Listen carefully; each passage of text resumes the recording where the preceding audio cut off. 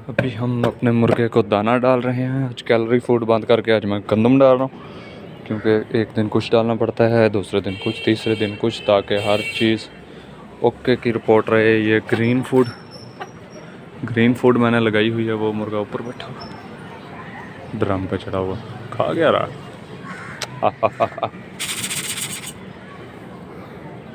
फिर देखते हैं ये क्या करता है। यहीं पे डाल देते हैं।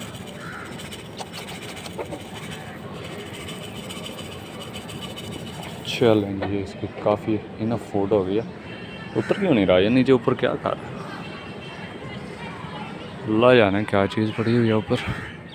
चलें बहरहाल देखते हैं अभी ये नीचे आता है कि नहीं। आएगा।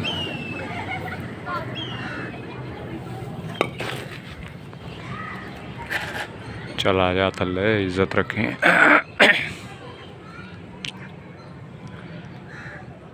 अच्छा हाँ, इसकी फ़ूड के बारे में बताने के लिए जो है मैं वीडियो बना रहा था कि इसे जो है कटी हुई सब्जियां भी मैं डाल रहा हूँ।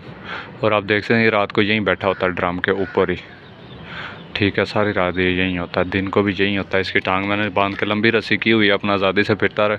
बाहर गली में दूसरे मुर्गे फिर रहे होते हैं, जिसकी वजह से जाकर लड़ता था, इसलिए मैंने इसे लिमिटेड कर दिया कि ये बाहर छलांग ना लगा सके दूसरी मंजिल से। तो ये अब ये ऐसे ही रहता, सारा दिन फिरता है। बिल्ली हमारे घर में इंटर नहीं होती इसकी वजह से।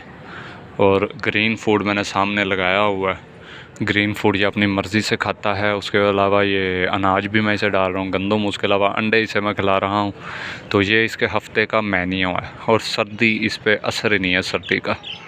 ठीक है, जब बहुत ज़्यादा सर्दी धुंध वाले दिन हो तो इसे मैंने कवर रखा था। उसके बाद बहुत ज़्यादा सर्दी में भी जिस टाइम हल्की सी भी धूप निकले तो ओके की रिपोर्ट हो जाती है। ये रात को भी बाहर ही रहता है, कोई मसले वाली बात नहीं है। वैसे भी अब तो फ़िलहाल उतनी सर्दी नहीं है दिन को।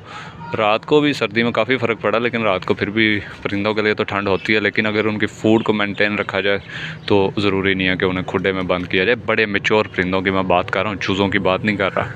मतलब चूज़े रात में बाहर छड्डे होते सुबह नो मैयतां चुको। साथ एक प्यारे भाई का कल कमेंट भी आया था, उसे भी मैं रिप्लाई करता चलो। उन्होंने कहा कि धूप में विटामिन डी पैदा होता है, तो भाईजान धूप में विटामिन सी भी पैदा होता है डी के साथ साथ। ठीक है, दूसरी चीज़ उन्होंने कहा कि अल्ट्रा वायलेट रेज जो हैं वो ख़तरनाक हैं।